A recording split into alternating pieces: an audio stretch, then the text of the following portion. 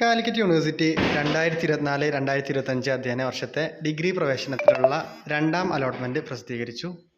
Allotment ലഭിച്ച വിദ്യാർത്ഥികൾ ഈ വരുന്ന 2/7/2024 3 മണിക്കുള്ളിൽ കോളേജിൽ ഹാജരായിട്ട് സ്ഥിരം അഡ്മിഷൻ നേടേണ്ടതാണ്.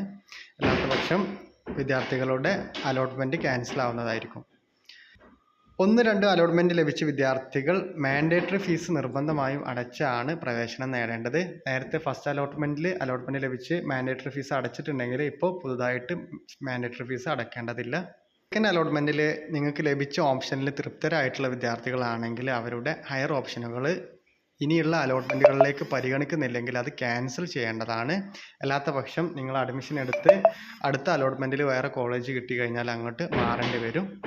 അപ്പോൾ ഒരു കാര്യം പ്രത്യേകം ശ്രദ്ധിക്കുക, അലോട്ട്മെൻറ്റ് ലഭിച്ച എല്ലാ വിദ്യാർത്ഥികളും മാൻഡേറ്ററി ഫീസ് അടച്ച് ഈ വരുന്ന 2/7/2024 3 മണിക്കുള്ളിൽ കോളേജിൽ ഹാജരായിട്ട് സ്ഥിരമായിട്ട് അഡ്മിഷൻ എടുക്കേണ്ടതാണ്.